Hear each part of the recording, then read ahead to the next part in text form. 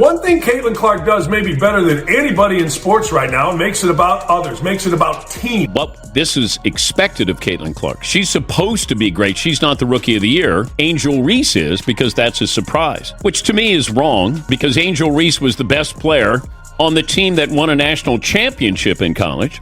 It's not like she came out of nowhere. And she's been a really consistent player. Caitlin Clark has a bullseye on her back every single game. You must stop her. I don't think you look at Chicago and go, boy, if we stop Angel Reese, we're going to win. And that's why this is a silly argument. Caitlin Clark is the Rookie of the Year. Angel Reese's stat padding behavior has sunk to another level as she keeps inflating her numbers even during lopsided defeats. Chicago Sky are falling off the map in the second half of the season. Why? Well, they got a star, right? Everybody tells me Angel Reese is an absolute star. Look at all the double-doubles. Oh, my God. Well, Angel Reese and the Chicago Sky have made it about Angel Reese, not about the Chicago Sky. Even last night, if you look at it, what they have, Barbie night. We're giving out towels, blah, blah, blah, blah, blah. And when you see Angel Reese, what does she do? She's walking in with look at me outfits. It's about me. When you see Caitlin Clark, what do you see? It's about we. The matchup against the Indiana Fever perfectly highlighted this questionable approach. Even though the contest was already decided, with the Fever holding a commanding lead, Reese stayed on the floor focused on boosting her stat line and extending her already notable double-double count.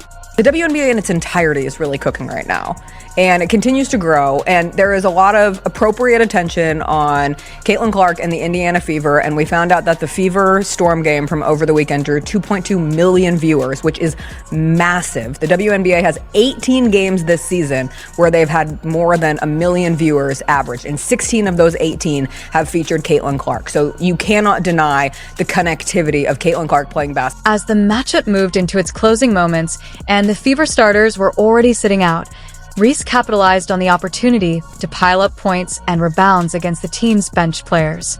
She wrapped up the night with a double-double, posting 10 points and 11 rebounds. But the context in which those numbers were collected has sparked heavy criticism from both fans and analysts. And one thing Caitlin Clark does maybe better than anybody in sports right now, makes it about others, makes it about team. Think about it. When's the last time you didn't see Caitlin Clark talking about a teammate? When's the last time you saw Caitlin Clark talking about herself or any of the accomplishments that she has had? Let me give you the answer to that. Never! Never! You never hear that. Now, that's why their team has gotten good.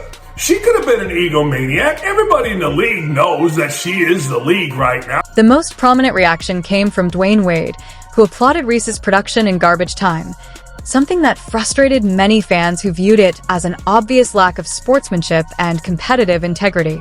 His remarks triggered a wave of backlash, with critics openly questioning the legitimacy of Reese's record-setting double-double streak. Angel Reese is actually paying the cost at this moment from attaching her brand to Caitlin Clark's brand. Reese's conduct has also taken attention away from the standout display by Caitlin Clark, who powered the Fever to a win with an outstanding 31-point, 12-assist performance. Although Clark's standout performance should have dominated the headlines, the spotlight has instead shifted to Reese's disputed stat padding approach. As the WNBA season moves forward, the question remains whether Reese will continue boosting her numbers in one-sided losses or begin embracing defeats with maturity and concentrate on elevating her team's overall play. This is a phenomenon. Caitlin Clark is a phenomenon. And if I said to any of these people who think Caitlin Clark is not the Rookie of the Year, I'd say, who would you want to start your franchise with? Now, I'm not going to put A'ja Wilson in there. I'm just saying between these two. Angel Reese is a wonderful player, but she does not compare to what and who Caitlin Clark is. The Chicago Sky aren't about to instruct Elena Del Don to intentionally foul just to send her to the free throw line, nor would they rely on Tina Charles to do something similar. It's also doubtful that Teresa Weatherspoon would leave her on the floor once the result is no longer in question simply to inflate her numbers. Frankly, the organization's credibility is being called into question. Angel Reese is coming off. Hey, look, won the national championship 1 year, got to the Final Four. The next really successful career, but like most that come in the WNBA, nobody cared. So Angel Reese is coming in, and she's swimming upstream two ways. One, her team's not very good. Two, she's second fiddle to little white girl over here, Caitlin Clark. And that pisses her off. That pisses the whole thing off. You saw in the second half of the season and the second half of this game, the team that was more together. The team that was more together was clearly the Indiana Fever, and the Indiana Fever routed the Chicago. When Aaliyah Boston was assessed a technical foul just before halftime, it set up free throws to begin the third quarter. If you're coaching the Chicago Sky and focused on securing a win, you might expect a proven guard like Lindsey Allen or Rachel Bannum to step to the line. Instead, Teresa Weatherspoon chose Angel Reese to take the technical free throws, a decision critics argue reflects poorly on the organization and raises questions about its seriousness. Man, if someone could just help her figure out how to perform offensively, man, she's going to be a real impact player in the WNBA. Instead, because she compares herself to Caitlin Clark, actually, we're sitting there going like, man, this woman can barely shoot a layup. It's hardly surprising that Kalia Copper is eager to leave, or that Kennedy Carter, along with Dana Evans, Marina Mabry, and Camila Cardoso, are all seeking exits. Some players are genuinely focused on playing basketball, excelling as professional athletes rather than chasing social media fame, podcasts, or acting. Meanwhile, instead of sharpening her free throws, polishing her post moves, or improving her mid-range shot, Angel Reese appears distracted by Wicked promotions.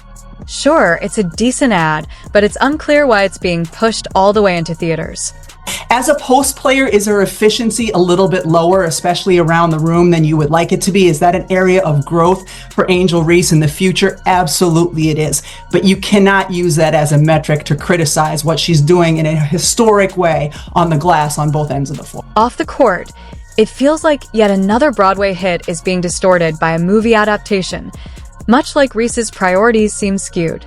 There appears to be more emphasis on being unapologetically Angel than actually dedicating herself to improving her game. It's disheartening, especially considering the Indiana Fever dominated the Chicago Sky 100-81. The real issue, though, was the stat padding. The numbers looked as fake as something out of The Wolf of Wall Street. Imagine Matthew McConaughey's character chasing a double-double. It's all a show.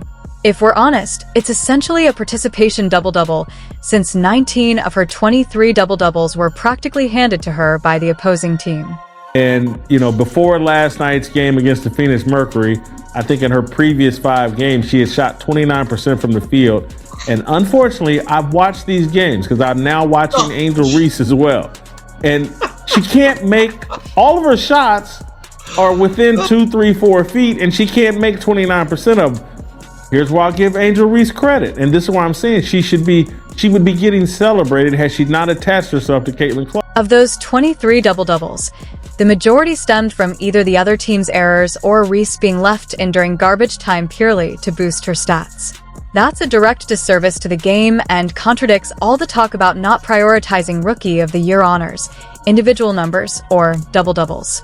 I think me and Angel would both give you the same answer, you don't wake up and think about individual awards. I know that's what all of you think we do. I know we don't. That's what everybody wants to make this about, but we both of our teams are competing for playoff spots. That's our main focus. That's a selfish thing to just care about an individual award, and she would give you the same exact answer. I'm sure she has given you the same exact answer. Angel Reese continued padding her stats during garbage time while Caitlin Clark led the Indiana Fever to a 100-81 win over the Chicago Sky. Despite Reese's double-doubles, much of her production came from late-game situations, undermining team dynamics. Clark, on the other hand, earned genuine accolades with multiple 30-point games and guiding the Fever toward the playoffs for the first time since 2016. Chicago's struggles reflect poor execution and organizational issues, not Reese alone. Fans and analysts criticized the Sky's focus on stats over winning. Clark's consistent impact highlights her dominance as a rookie, proving her value goes beyond numbers. Meanwhile, the league continues to watch how both Reese and Clark's careers develop, with Clark clearly ahead this season.